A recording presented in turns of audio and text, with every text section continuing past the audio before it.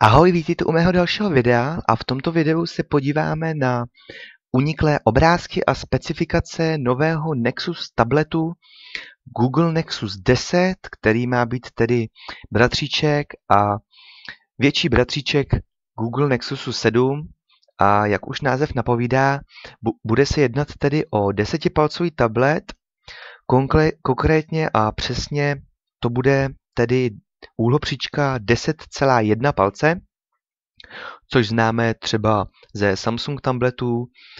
Samozřejmě stojí za zmínku třeba Samsung Galaxy Note 10,1, který je tedy také tablet o této velikosti a zde jsou tedy již zmíněné obrázky.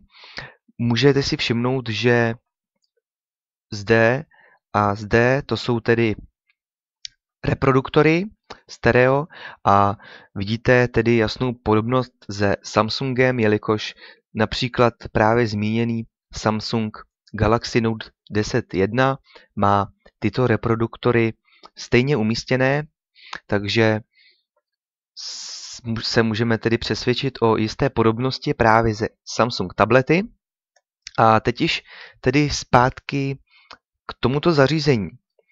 Jak už jsem tedy zmiňoval, tento tablet by měl mít tedy 10,1 palce displej a rozlišení by mělo být 2560x1600, což je tedy opravdu bomba oproti třeba právě zmiňovaném několikrát Samsungu Galaxy Note 10.1 je toto rozlišení ohromné oproti právě tomuto tabletu. Ale to zdaleka není všechno. Tento tablet by měl mít nový dvojjádrový procesor od Samsungu. Konkrétně se jedná o Samsung Exynos 5250, který by měl být taktován na 1,7 GHz a měl by mít větší výkon, než má například čtyřjádrový Snapdragon S4 Pro nebo Apple A6, tedy známý procesor například z nového iPadu. Grafika by měla být obstarávána grafickým čipem Mali T604, který by měl být taky nový.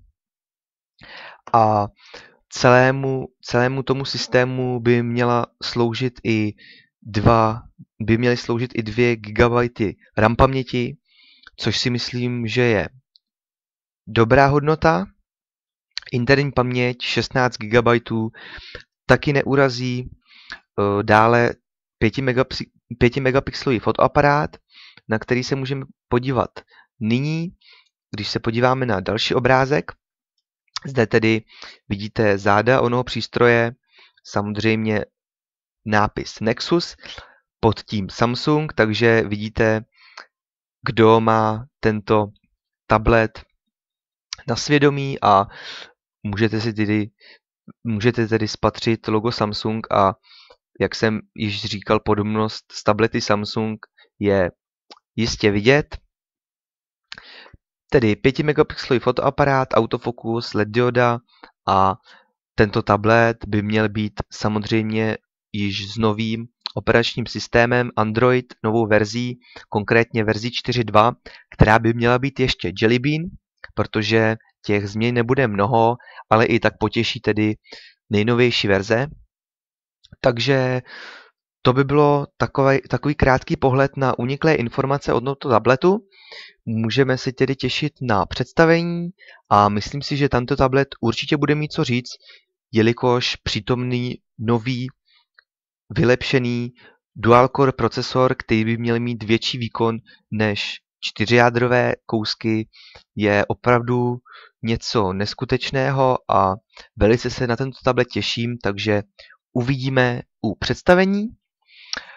A to by bylo tedy pro toto video ode mě vše, já se s vámi loučím.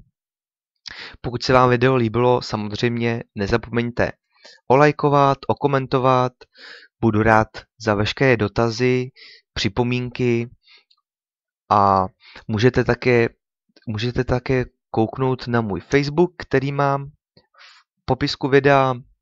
Tam si můžete přihlásit a nezmeškáte tak žádné mé další video.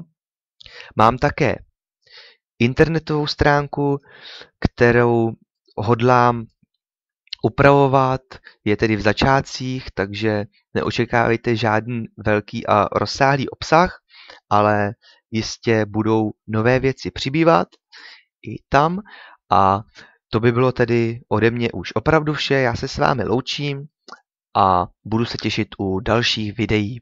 Mějte se krásně a ahoj.